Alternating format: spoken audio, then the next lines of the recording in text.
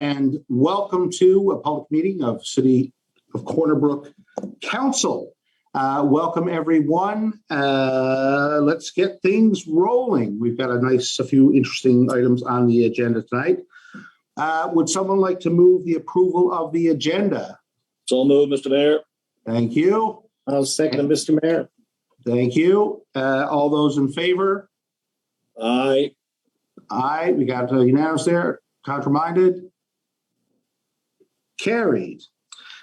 We have some minutes from the meeting we had on January 24th. Would someone like to move the approval of those minutes, please? Oh, wait a second. So moved, Mr. Mayor. Thank you. And Deputy, do we have you got your hand raised there? Yeah. Go ahead. Yeah. Yeah, I was approving or whatever. Oh, okay. First thing or something. Perfect. Okay, so we got a Councillor Pender and Deputy Mayor on the minutes. Is that correct? Yeah. Good. Okay, all those in favor say aye.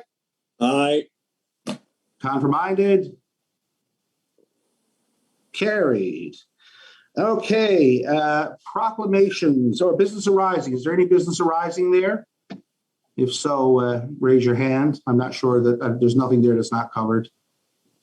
Okay, thank you. Proclamations and events. We did mark February 1st to the 7th as Eating Disorder Week in the city of Corner Brook, whereas an eating disorder is a serious mental illness with often devastating physical implications, and whereas eating disorders affect many individuals and families in the province of Newfoundland and Labrador, whereas recovery from an eating disorder is a journey that includes support from families and caregivers. So therefore, I, Jim Parsons, Mayor of the City of Corner Brook, declared the week of February 1st to the 7th Eating Disorder Awareness Week in the City of Corner Brook. Okay. Next, we have a report from Councillor Granter, Public Works, if you would, please. Thank you, Mr. Mayor. Can you hear me loud? I can indeed. Perfect. Thank you. Our Public Works Water and Wastewater Report Committee met last Monday, January 31st. And I'll just give a brief summary of some of the items that were discussed at that meeting. And if there are any questions, by all means, ask councillors to ask. And I'll call upon Mr. Burden if there's any specific questions that people need answered. With regard to the budget, 2021, last year's budget, we reviewed the 2021 budget and year-end expenses. A couple line items were over budget for 2021 in the Public Works, Water and Wastewater, but overall the budget will be close to budget for 2021. Over 800 inquiries were made to PWWW in January 2022, and without surprise, the majority of those calls were related to snow clearing. Department updates, as many will already know, a new outside rink was constructed on Wellington Street basketball court, open from 8 a.m. to 10 p.m. each day, weather permitting. We are having great difficulty acquiring new light-duty pickup trucks for the department. We ordered 4 trucks approximately a year ago, and those 4 are still not delivered. Some good news. New street sweeper will be delivered in March 2022 in time for the spring 2022 cleanup. So that's great news. At the water treatment plant, chemical costs are increasing from suppliers, and operators are working through some preventative maintenance with the filters. Several city staff will be attending the Newfoundland and Labrador Government Clean Water Conference in Gander in March. Keith Costello and Donnie Burden have been asked to present wastewater sampling. Snow clearing in January 2022 has been expensive because of the several freeze-thaw conditions that we've been experiencing around the city. However, all costs are not yet inputted into our system, and we will have an update for council at the next meeting. A couple of new items, Mr. Mayor. Sidewalk presentation that was scheduled back in the fall. We thought it would be appropriate to do that sidewalk presentation to council coming up sometime at a meeting in the spring 2022. And tours of the water treatment plant will resume as soon as COVID protocols allow. So, Mr. Mayor, that's a brief summary of the meeting that took place on January the 31st. Not sure if there are any questions there. I just made reference to, the hard, harsh January month that we've had with regard to snow, freeze-thaw.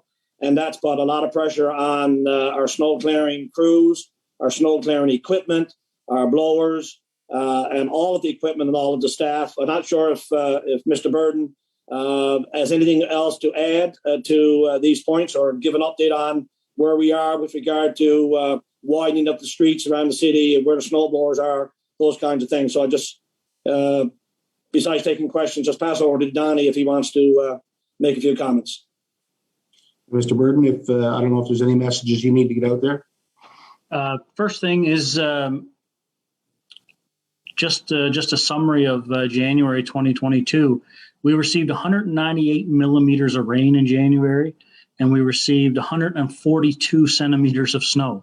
I look back through we have history from 1944 onwards for our snow amount stats, and it's not the highest we've seen, but combined with the rain, it's definitely the highest total precipitation we've seen in a long time. We got the blowers going again last night. We had to clean up all the snow that fell on the weekend. We switched over yesterday. As of around 3 o'clock today, we have Elizabeth Street, Wheelers Road, Pratt Street, and Carter Avenue blown. And in the next couple of days, we'll continue now up on the Elizabeth Street area, working our way down towards O'Connell Drive. The other blower we have is up on the Sunny Slope. It'll be working up on the Sunny Slope, Carberry's Road area for the next couple of days until that's completed. If everything holds for the weather, which as I say that, I see that Tuesday we're supposed to get another 10 to 15 centimeters of snow. But once that is cleaned up, we will be heading to Bayview Heights, Empire Street area, so that high ground, and then moving as the weather permits and the machines permit, we'll be moving into the town site area, around the hospital, Brookfield Avenue, them areas, and then and in the curling as well. Humbermouth will be the last to get blown this time around because we just finished that last week. So that's kind of an update on where the blowers have been and where we plan on putting them, as long as we don't have to be plowing. Okay, thank you. Councillor Pender, you've got your hand up there. Yes, thank you, Mr. Mayor. Just a couple of questions. First one on the rink. I understand people really like it, but I had a question from one of the residents. If there's any lighting going to be made available, because it is open until 10 p.m., so people are skating there after dark. I'm told some residents went over and turned on their car headlights, for instance, to have a little light for their kids to skate and so on. So I don't think there's any lights. Somebody asked if they could turn on the softball lights, which I didn't think was possible, but I'll just turn it over if possible. Maybe Mr. Burden can answer that one for us. Yeah, Mr. Burden, you any ideas there? Yes, so we are looking at right now purchasing and installing some lighting to basically go around the top of the fencing. It won't be as effective as the softball lights, but it should provide enough light so that you'll be able to skate after dark. That's the intent. Right now, we're just looking at ways to get electrical to them lights. Thank you. Great. And I did have a second question, Mr. Mayor, if nobody else has got one. Go ahead. Okay, thank you. Just a question on water breaks, because with the weather, as Mr. Bird mentioned, with the freeze thaw, the water and the snow, I've noticed we've got 2 water breaks here at the top of Brookfield Avenue. There's lots around. How are we doing with the water breaks? I don't mean to put you on the spot, but just roughly. Knock on wood. It was only today. It's only today I looked into that. We are doing better than we have done in the last few years. The flows at the treatment plant are still at an all-time low, which is my gauge.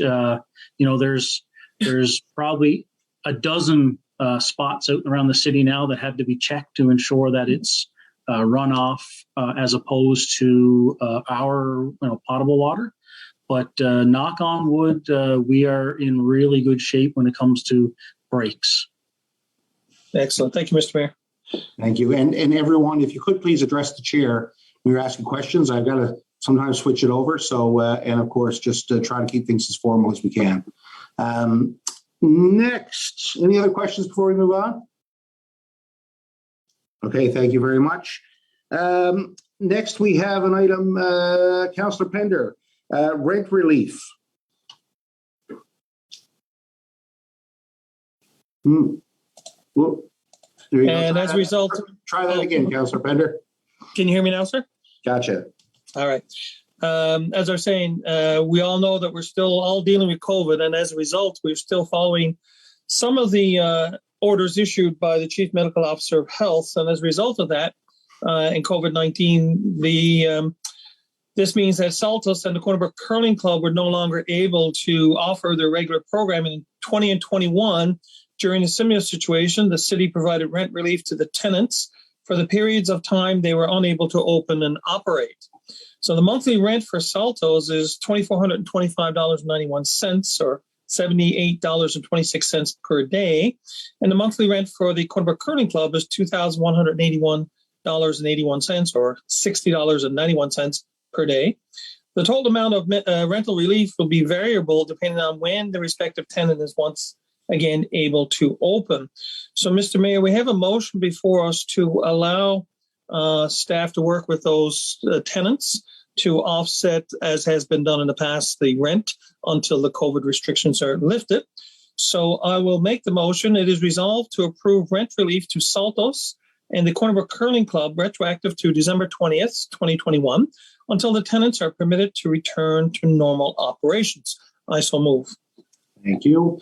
Would someone like to second that? Councillor Gill. Questions on this item? Please raise your hand.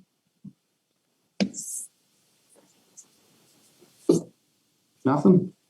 Okay, and I guess the only thing we might want to consider there is what, I guess, quote unquote, normal operations is. And I guess, I see Councillor Griffin has a question there. Well, maybe that's what it's about. 1 second. There you go, Councillor Griffin. Go ahead. No, that's exactly what it's about, Mr. Mayor. Okay. Yeah. And I don't know, maybe Rodney, could you, any thoughts on this?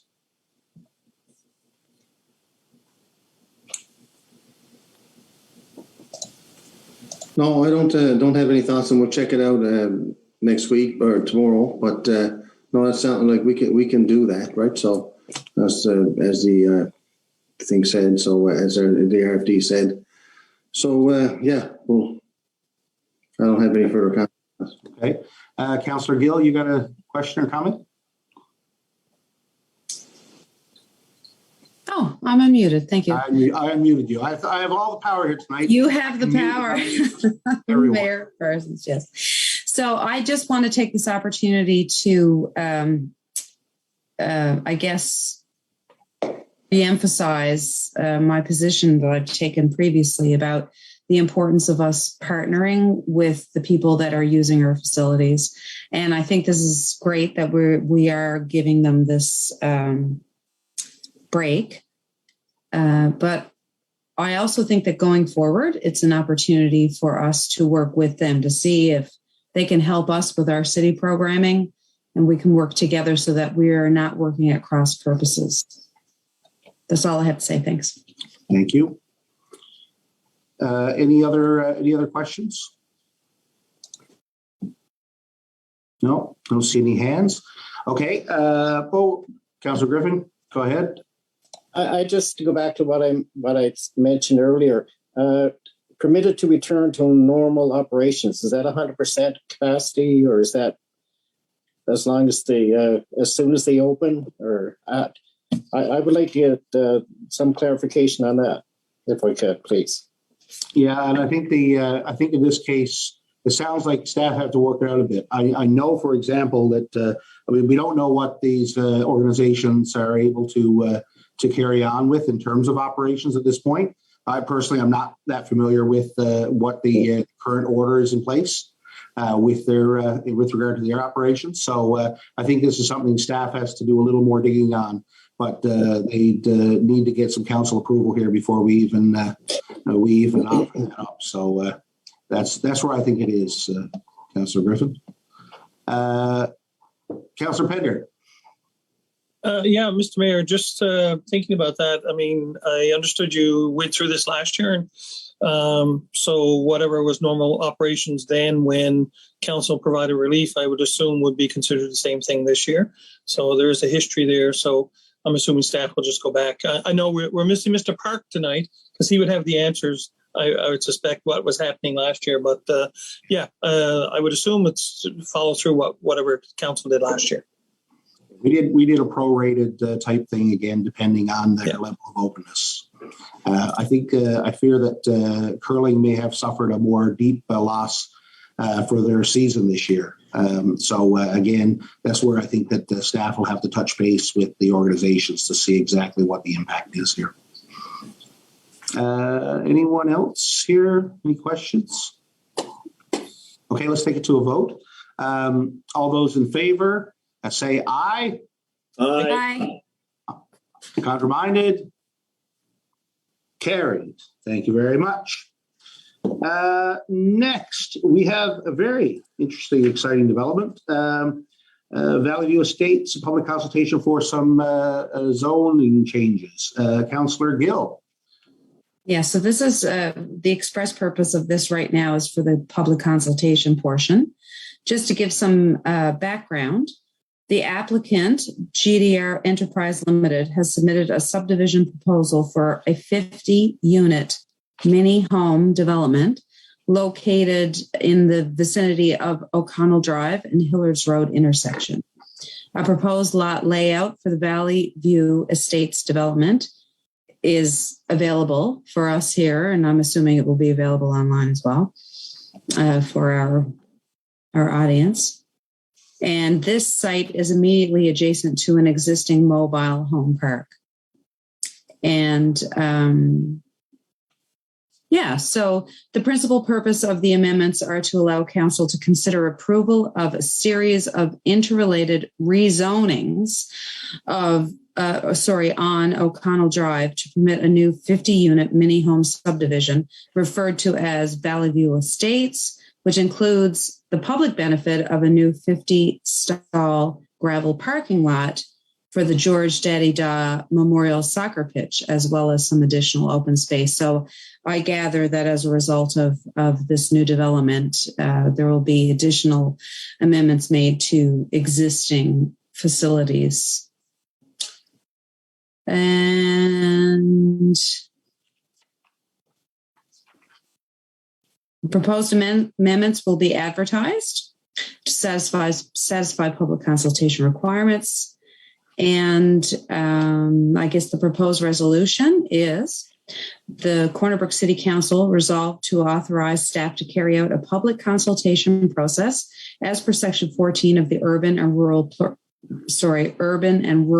Planning Act 2000 in order to seek public input and receive information with respect to the proposed municipal plan amendment, MP 2102, and development regulation amendment, DR 2102, map amendments to permit a mini home subdivision with public benefits, including a parking lot, as I just said. Now, this is just the formal wording, including a parking lot for the George Daddy Da Memorial Soccer Pitch, residential medium density lots, changing the zoning of the soccer pitch to community service zone and consolidating open space areas. So moved. Thank you. Would someone like to second that? Yes, we get Councillor Pender there. Okay. And before we continue, just to give a little background there for those who aren't aware. There is it's a substantial mini home development down by Daddy Da. The city sold some land, a small portion of this land through RFP to the developer some time ago. And one of the conditions was, one of the options was to improve the area around Daddy Da to include a new parking lot. We think that will facilitate some drainage issues and things that we have in the field. But also it facilitates a much needed 50 unit or 50 lot mini home development. And so this is first step of, I think, 3 or 4, depending on how the consultations go.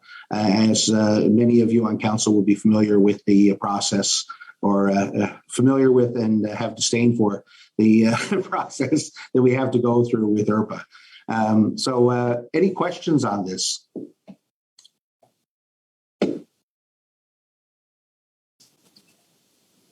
No one? Okay.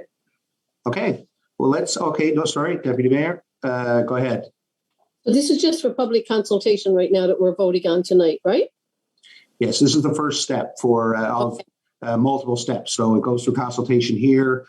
We submit it to the province, I believe, then it comes back again, and then we approve it again, and then it goes back again to get gazetted and registered with the province. So there's multiple sort of checks and balances, and this is just the first one. Okay, thank you. Any other questions? Go. No, I'm done. Okay, perfect. Okay, any other questions? Not seeing any. Okay, all those in favor say aye. Aye. Aye. Contraminded? Okay, none. Thank you very much. Carried. Next, we have some transit route changes. Deputy Mayor, if you would, please. This is actually a good news story to have to deliver tonight. Anyway, thank you, Mr. Mayor.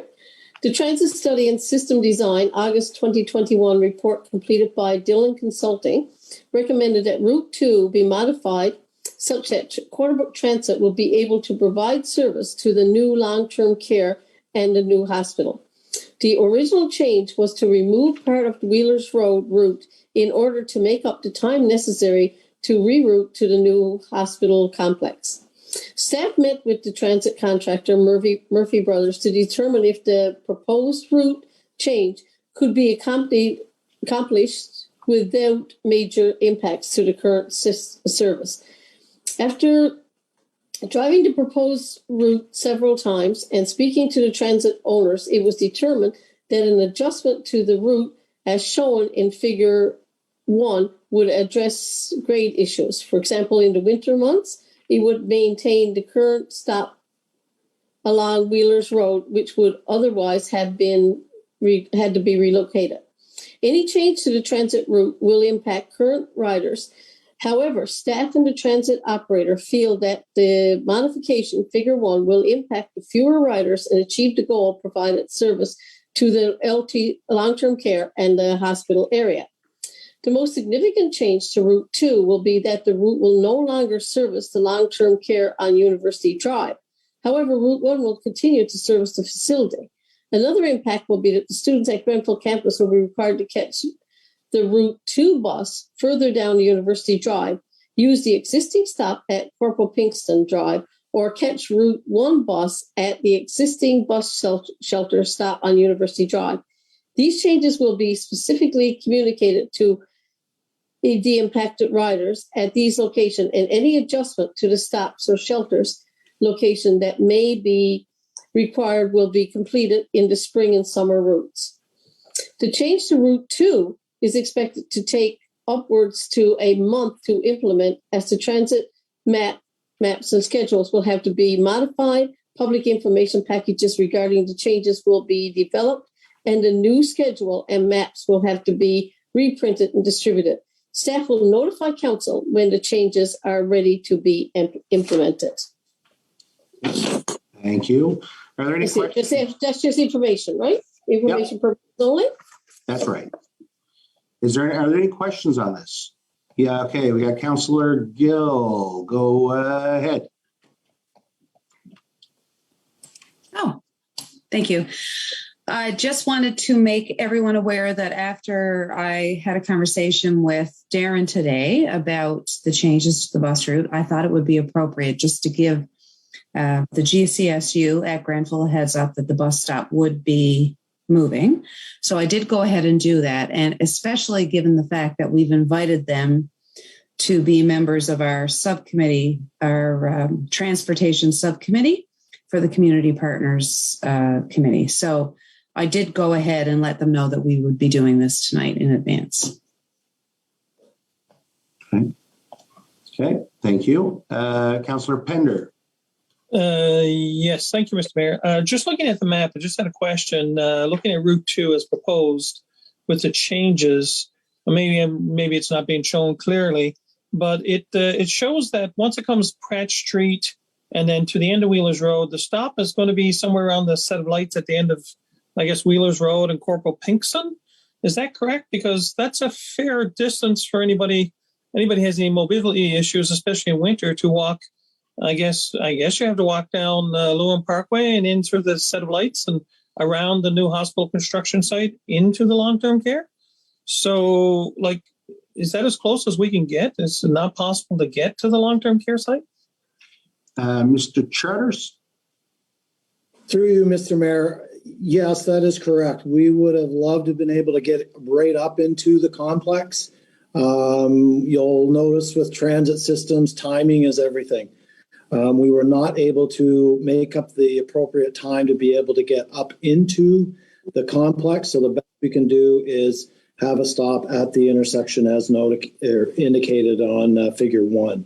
Again, this is, we tried to do better. We just can't make up the time. We tried several different route options, and this was the best one we could come up with at the time. Follow-up question, Mr. Mayor, if I may? Go ahead.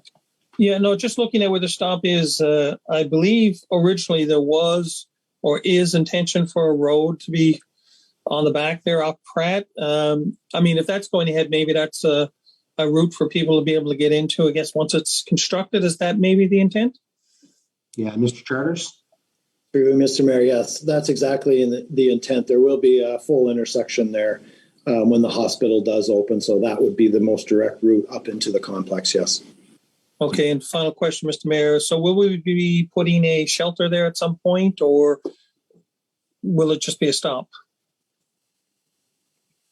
Through you, Mr. Mayor, I suspect there will be a shelter at some point. We would have to budget for that clearly. And typically the way you build shelters is see how many people use it first. So if there's a good contingent, which we feel there will be, then yes, there probably will be a shelter installed at that location. Right. Thank you, Mr. Mayor. I agree. It's a much needed service. So I applaud the changes. I just hope they work out for the people going there. We'll see how it works out over time, I guess. Okay, thank you. I would imagine that the hospital obviously is a work in progress.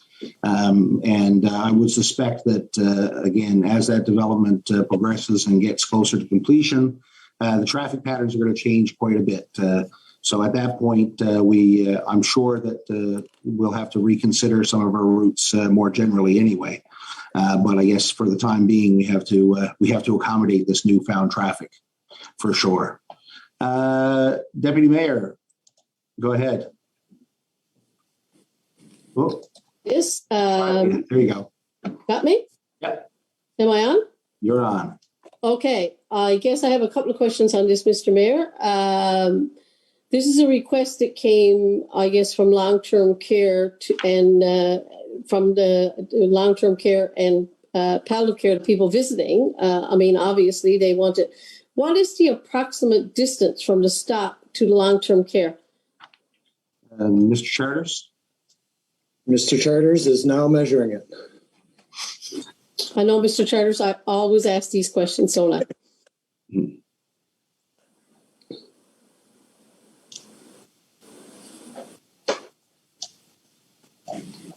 I'm going to say it's about 300 meters, 300 to 400 meters. Okay. Yes. Yeah, and that may be, as Councillor, and I'm addressing you now, Mr. Mayor, that may be, as Councillor Pender stated, that may be a drawback for some people who are visiting some of the residents. If anybody has mobility or any of those kinds of things, because it is quite a little distance. And go back to the shelter. We'll put a shelter there if it's used. What happens if it's not used frequently? We're not going to put a shelter there? Mr. Charters? Through you, Mr. Mayor, that's typically the way shelters are installed is the volume of folks that use it. And there's other factors as well. If safety, it's probably very, very windy up the top of that hill as well. There's a lot of factors we would consider for sure. Can I continue, Mr. Mayor? Yes, go ahead. Okay, so windy, the weather, they are the reasons that I could see that we would put a shelter there, not to put a shelter there. Because I can't see anybody going up there and standing up, waiting for a bus that could take however long to get there without some sort of a shelter or something to protect them from the weather. And I mean, I've been up in that area, it's windy up there lots of times, so, and rainy and snowy and whatever, right? Now, as far as I can tell, that road is not even built yet, right? So I think this is a work in progress.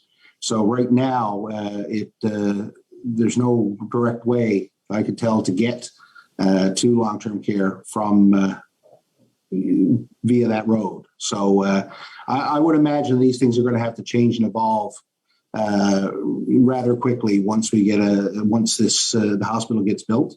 So I think this is a solution. It's a better solution, I guess, to get us closer up there for now. But whether or not this is a final solution for this problem, I don't. I agree that this there may be other things needed there for sure. Councillor Gill. Thank you.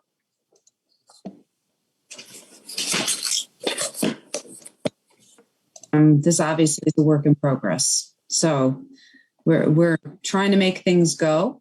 And in my discussions with Mr. Charters today, it's clear to me that we have the best interests of our people, our citizens in mind when we're putting these things forward. So yes, it will evolve, and we will make it the best it can be. Thank you, Councillor Granter.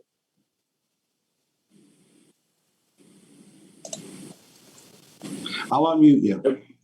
Okay, thank you, Mayor. Yeah, and because Mr. Charter said it's a budgetary item, and if it comes forward in this council or some future council, the council of the day can make a decision on whether they approve the budgetary item to build a shelter there in that particular spot. And I agree with the comments from Councillor Chechon, Deputy Mayor Chechon. Thank you. Councillor Pender. There we go. Thank you, Mr. Mayor. Yeah, no, I wasn't of the, I didn't realize that long-term care center had asked for this change. So I'm glad we're able to accommodate them at that. And as you say, it's a work in progress. So I would assume that over time, working with them, that we would hopefully have a route established whereby people can easily access the long-term care center. My concern right now would be if that's going to come into effect in another month and say March, still well into winter, I don't think there's any sidewalks or anything at all on Lewin Parkway to get you safely through the hospital. It is a construction zone, even though it's fenced off, with a lot of vehicles and so on going through it. So just concerned with what precautions can be put in place to make sure it's safe once people get off that bus and do have to walk up Lewin Parkway and then around. I know the speed limit is reduced to 60, but the road is kind of narrow and not everyone pays attention to speed limits. So I'm assuming there'll be some additional signage or something maybe on Lewin Parkway prior to Corporal Pinkston intersection to warn people that there could be, say, pedestrians and so on in the area. Mr. Charters?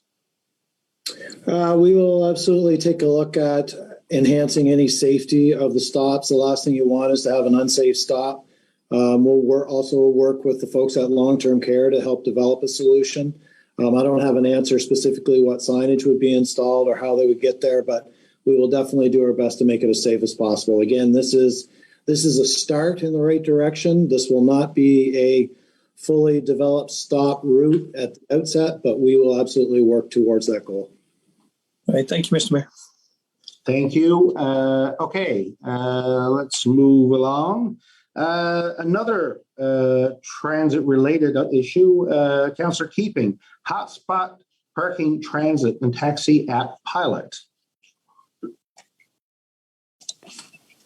Staff has been investigating ways to modernize parking and transit payment systems, and through that effort, hotspot approached the city with the line of products and services.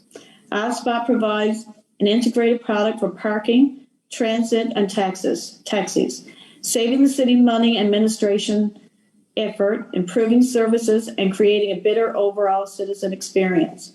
The service also offers the flexibility to expand into transit parking lot control, taxis, and even merchant parking validation capabilities for local businesses. The hotspot application provides a number of services and features that will be beneficial to the city and local businesses, which are presented in more documentation. The intent is to implement the parking component first and then roll out the transit component later this year. This will be a one-year pilot program that will be reviewed 1 year after the system becomes operational. There is no cost to the city to implement the service. However, there will be a 2.99% fee required to digitally remit the fees collected to the city. It is expected that increased compliance and efficiencies with regards to parking administration efforts would more than cover the remittance fee. The recommendation, staff recommended that council approve a 1-year pilot program with hotspot and that the following resolution be considered by council. I so move, Mr. Mayor. Okay. Would someone like to second that? Second. I see Councillor Pender there. Thank you. Okay, questions on this one? Yeah, Councillor Gill, go ahead. Thank you. I had a really great conversation with Mr. Charters this afternoon about this. I was curious, so I gave him the jingle. And Mr. Charters, Mr. Mayor, Mr. Charters may like to elaborate on what I'm saying now because he obviously has a better control or better understanding of it. But it seems like this particular mechanism is going to offer some excellent opportunities for businesses in the community. And it would be great, Mr. Mayor, if you could ask Mr. Charters to elaborate on the aspects of this that will be good for our business community. Okay, thank you. Mr. Charters? Through you, Mr. Mayor. Yes. Hotspot is I've worked with these folks in the past. Their biggest, the most unique part about their software is that they can interact with businesses very well. In other words, if the business wants to sign up to use the app, if you went in the store and you bought something, they could say, okay, would you like us to validate your parking? Do you use Hotspot? Yes. And they can tap and validate folks' parking. So it really helps with the relationship between the customers and the businesses. There's some other functionality that they have as well to put out ads and sale notices to folks that have the app when you walk by the store, for example, things of that nature. So not only is it very flexible when it comes to parking and transit, but it's very effective in partnering with the local businesses to help them as well. So it's a great product and a really great crew. Okay, thank you. Mr. Charles, you got experience with this as well in Fredericton, is that right? Yeah. Now you use it for transit as well, is that correct? I didn't at the time, but it is now in place in Fredericton as well, the transit. They started with parking and the merchant validation piece of it, and then rolled into the transit side of it once it was more fully developed. It's not only a transit payment system, but it's a trip, not booking, but you can say, I'm here, I want to go there, and it'll tell you what stop to go to when the bus is coming. So it's really functional from that perspective as well. Okay, perfect. Thank you. Any other questions here? I like the aspect that it's specific too. Like you can have a specific meter that you're paying for. I think the honk product, I think gets a bit confusing with the zones. And I would say from an enforcement perspective, our MEOs will appreciate the specificity of the notifications. So, okay, are there any other questions? Oh, Councillor Gill, go ahead. Yeah, just to reiterate, I really do think that this product is going to move us into well, we're already in the 21st century, but further into the 21st century. It seems to be a very well streamlined product that's going to work well in our city, as far as I can tell. So thanks to Mr. Charters for his research on that and moving that forward. Okay, thank you. Are there any other questions here? Okay, all those in favor, say aye. Aye. Counterminded? Okay, carried. Thank you very much. Next, last item we have here right now. Oh, yes, we're bringing back an item. Councillor Griffin, we have the issue of fire emergency services agreement for Humber Valley Resort. Councillor Griffin, if you would, please. Oops, Yes. hold on 1 second now. Councillor Pender, go ahead. Yes, thank you, Mr. Mayor. Before we get into this item, as you know, when it was first discussed, I declared a conflict of interest, which council agreed with. So therefore, I will maintain that conflict of interest. Okay, and could you just state what the nature of the conflict is for? Yes, one of the proponents donated to my election campaign, as I stated in our private meeting. So I would like the clerk to note that I will not be discussing or voting on this matter. Okay, and unless if everyone is in agreement here, once again, Councillor Pender will be declared in a conflict. I don't see anyone disagreeing with that. Okay, so there we go. Go ahead, Councillor Griffin. Thank you, Mr. Mayor. At a council in committee meeting on January 24th, 2022, a motion was considered by council to provide fire emergency services to Humber Valley Resort. The motion brought forward was as follows. On a motion by Councillor Pamela Gill, seconded by Councillor Griffin, it is resolved to approve the agreement to provide fire emergency services to the Humber Valley Resort for the prescribed annual standby allocation fee plus all applicable response charges as outlined in the agreement attached hereto until December 31st, 2024. As per section 36 of the City of Corner Brook, where there is a tie vote on a question, the question shall be raised at the next meeting of councillors, and if the vote on the question at that meeting is a tie vote, the motion shall be considered to be lost. This motion is now being brought forward again for council's consideration. In 2019, the City of Corner Brook had discussions with the Humber Valley Resort about Corner Brook Fire Department providing fire emergency services to the Humber Valley Resort. At that time, the city compiled a legal agreement that outlined the terms and conditions by which it could offer such services. The agreement was provided to the resort owner. However, the city did not receive a response. In the recent days, the Humber Valley Resort requested the city to revisit its proposal to provide fire emergency services to the private community. The Director of Protective Services reviewed and updated the proposal in accordance with dates and financial numbers for 2022. The agreement documented was forwarded to the Humber Valley Resort, who have since agreed to all terms and conditions set forth in the attached document, as confirmed by their signature. The resort has also provided full payment of their 2022 retainer fee to the City of Corner Brook for retaining the Corner Brook Fire Department Fire Emergency Services.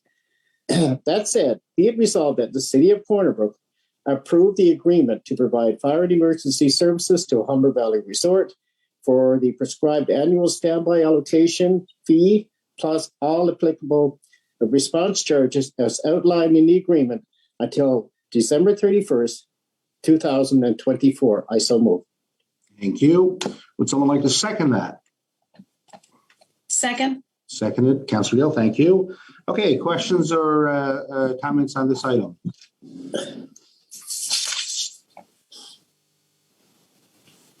Anyone?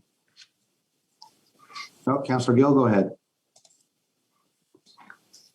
Given the fact that the contract outlined, from what I can tell, and Mr. Flynn, correct me if I'm wrong, but from what I can tell in this contract, we will be remunerated for costs and also will not be expected to provide services if it's at the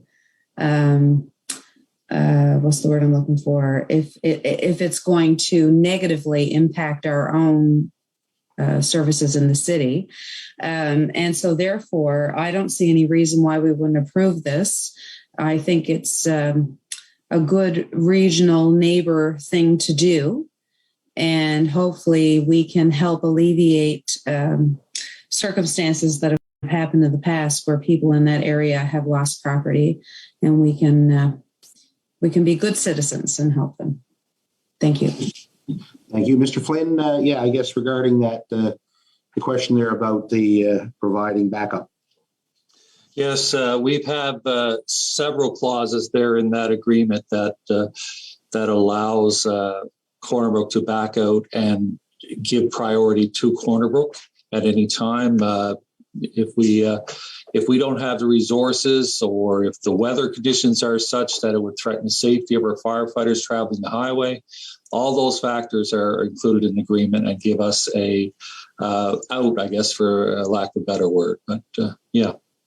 Okay, thank you. Councillor Griffin. Yes, thank you, Mr. Mayor.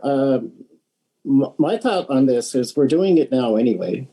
We're taking our vehicles and we're going up the highway. I was out as far as past Georges Lake at times. So I don't see this as being any different in what we're doing now. The best part about this is that we're going to get reimbursed for our services, and it's new money for the city. I think this is what we do. This is what fire departments do. You look after your community and your neighbors. Thank you. Thank you. Okay, Deputy Mayor, go ahead. I'm not going to belabor the point. I think we discussed this and beat it to a pulp in a CC meeting that we had, and we all came up with our suggestions on what we should.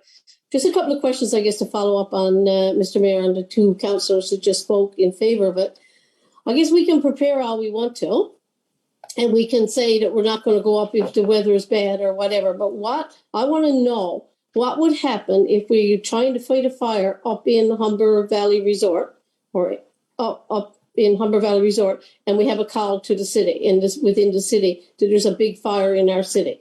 How do we get back? How do we get our staff, our firefighters back? And how do we ensure the residents who are paying quite a little bit, a lot of money in their taxes to cover a career fire department in our city? How can we assure them that we will be able to help them out if something happens within our city? I'm not a firefighter. I don't know much about it, but I'd like to have that question answered by somebody who can answer it. Yeah, Mr. Flynn, could you tell us about that? Yes, I can answer that question. As we have right now in our policy and procedures, we have procedures that provide backup fire suppression services or response services for any time our firefighters are committed to a fire scene or a rescue scene, whatever. Even today, if it happens either here in Corner Brook or in Mount Moriah or wherever, we call back 7 firefighters to be on, and they are on call. They're called back. They man the station. They have to be here within 20 minutes. They have to show up, and it's in their collective agreement, and it's in our policy and procedures. So that's how we always operated over at Fire Hall, and we maintain that as much as we can. So if they respond to Humber Valley Resort, within 20 minutes of them being dispatched to the resort, there is a call put out with our automated system that will call back 7 firefighters, and they will man the station for any other upcoming calls. And Mr. Flynn, how far we respond to highway accidents now? How far do we go east and west? We go out past Glance Hill going west, and east right now we're just going as far as exit 8 which is Steadybrook area, because Pasadena has agreed to come down the other way. But now sometimes we get calls that we have to go in those jurisdictions anyway for extrication purposes. And the same policy would apply, that we would back up the station with calling back firefighters as required. And if we go, when we do go out to I guess, outside of our jurisdiction, we have policy around that, whether there's an agreement or not. If there's no agreement, I understand we'll only go if there's a life threatened, or if the city itself is in danger, like a forest fire situation or something. If you get a call that's ambiguous, if there's a life safety issue, say at the resort now, outside of an agreement, would you send resources? Yes, if we get a call, 911 will contact the assistant deputy chief on call, and we have a process in place to evaluate the call. But if it's a life-threatening situation, it's very unlikely we're going to say no to that request. I can assure you that. Okay. And that's written in our policy that was agreed to back in 2019. So, Deputy Mayor, one sec. So, There you go. Go ahead. I have another question. I know there's money involved right now, but to me, money isn't everything when we're assuring our residents that we will be here within 7 to 8 to 10 minutes, whatever the response time is for our fire department to get to a fire right now within our city. Will they be paying the same amount of money? And I don't know if this is a legal question to ask, but Mr. Mayor, you can cut me off if you want to, because you got the mute button there. Is this will they be paying the same amount of money to the city as what our residents are paying per household within the city? well, I guess, Mr. Mayor, I guess I'm the best one to answer that one. The formula that we've come up with there isn't equal dollar for dollar. One of the important features of fire service or fire suppression service is the time it takes to get there. The longer it takes to get there, the more damage is going to occur. Corner Brook has the luxury of having fire suppression services within 10 minutes. And that's the extreme. The resort, we're looking at probably 30 minutes before we get out there. So they're not going to get the same product that Corner Brook is going to get.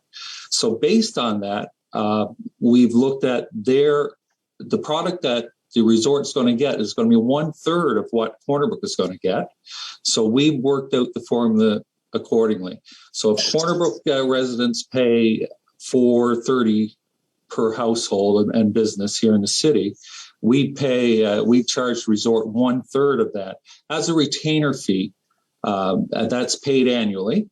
So that works out. I think there's 246 residents up in the resort. So when we look at that, we're looking at probably about $35,000 coming into the city plus HST.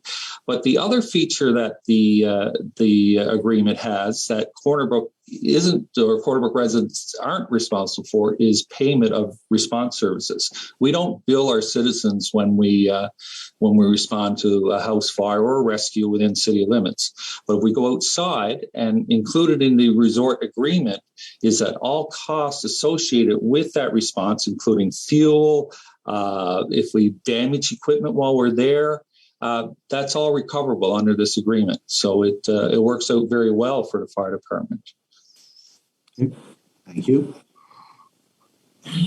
Any other questions there? Go ahead, Deputy. Okay, sorry, I got to ask a couple of more questions. So if we're charging $430 per household within Corner Brook, if we're going to charge 1/3 of that to the resort, so what can anybody tell me what the exact amount per household would be? I'm not very good with my math here tonight. Mr. Flynn, you got that there? I do. Okay. Let me see. It works out to about 143. 143. Thank you. Okay. Yes, it's right there. Sorry. Mr. Mayor, one more. I'm going to ask an additional question, then I'm going to stop. Okay. Will that cover the wear and tear on our vehicles? Because within the city of Corner Brook, even if we have to go to the furthest spot away, the wear and tear on our vehicles of going up the highway, driving at an excess speed, whatever that is, I don't know. I'm not on it, but I would guess that we're going to try to get there as fast as we can.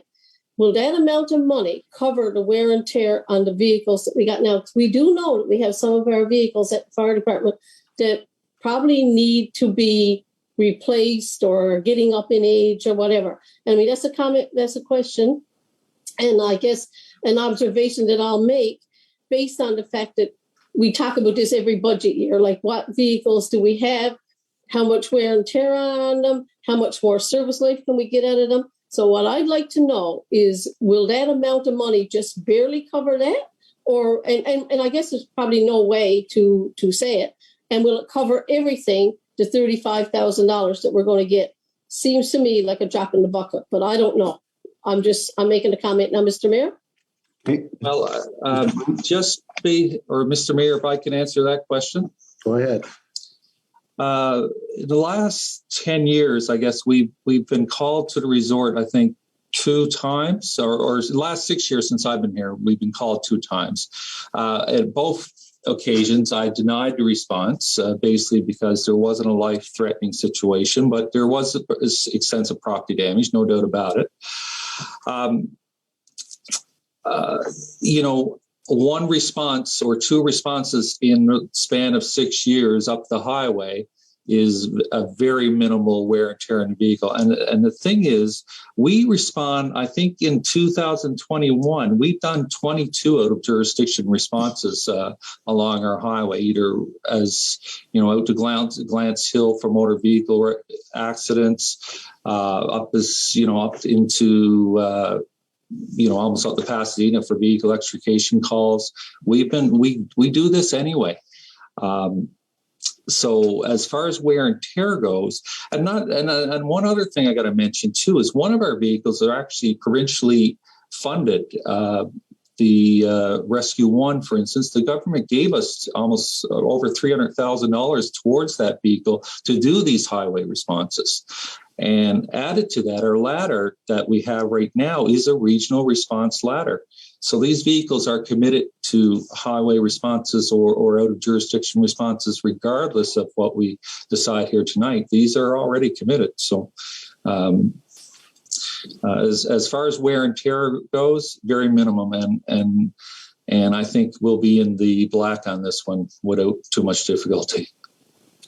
Thank you, Councilor. Thank you. No, just I'm not. I know it's coming across that because of my past life that this is what we do and all this kind of stuff. But I'm also thinking as a councillor too, and I understand. I appreciate the deputy's comments, and I really do. I'm sincere with that. But I think if we vote against this today, then I can't see how we wouldn't be forced to sit down and think about our out-of-town responses altogether. Are we saying we're not going to go to motor vehicle anymore? Because it's still wear and tear. It's still the safety of our operators. So if we don't want to do firefighting at Humber Valley Resort, that's fine. I agree with that, and everybody's entitled to an opinion, and I support you. Excuse me, I support on it.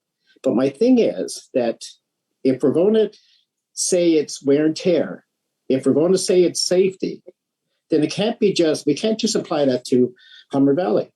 That has to go everywhere. So if we don't want them going up to Humber Valley, then how can we say it's fine to go to Glance Hill?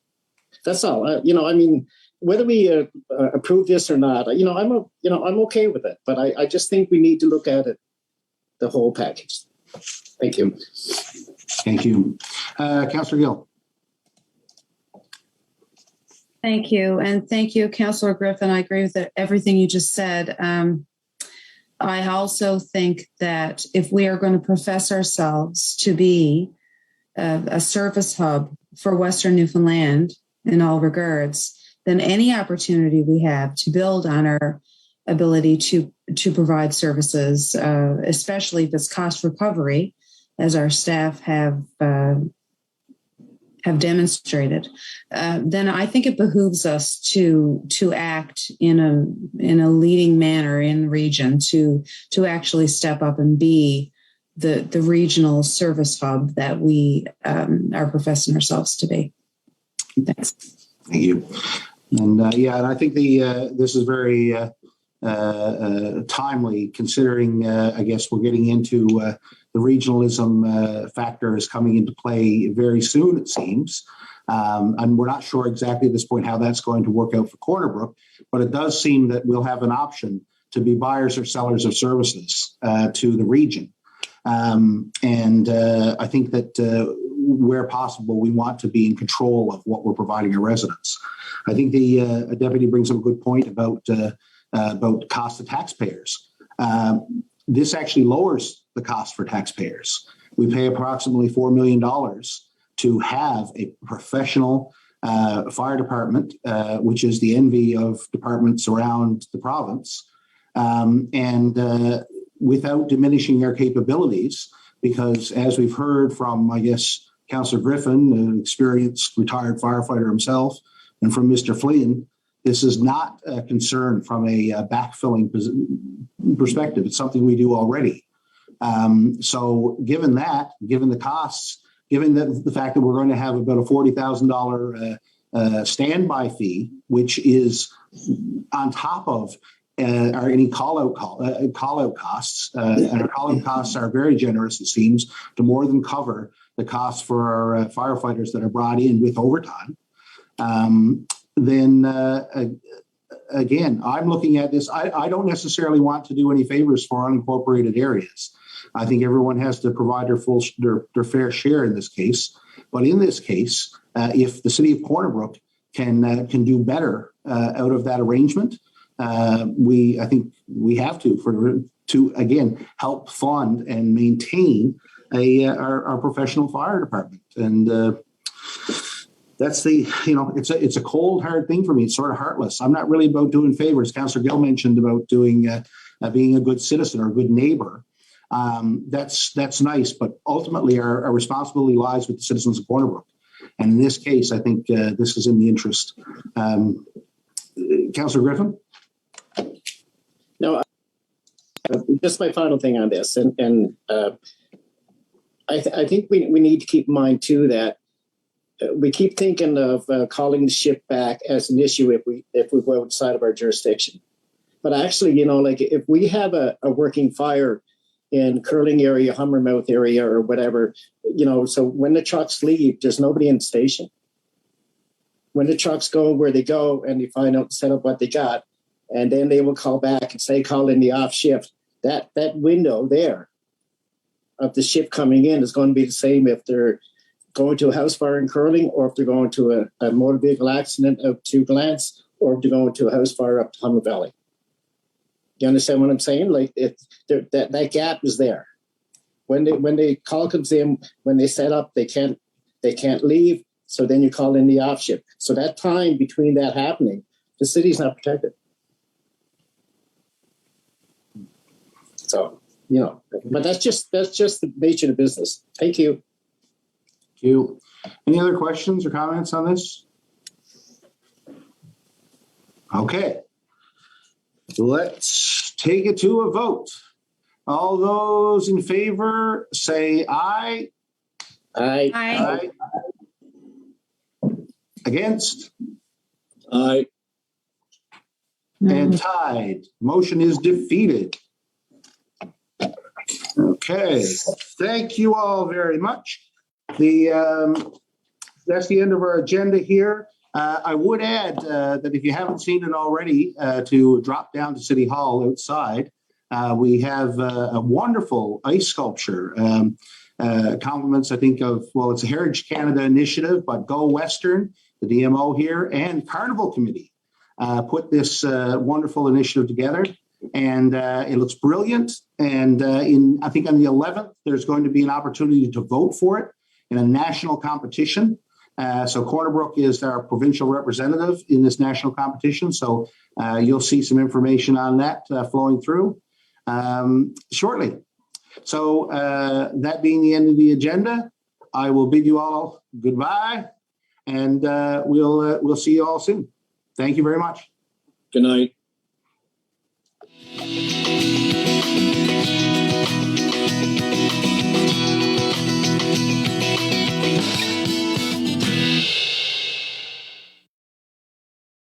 We now return to our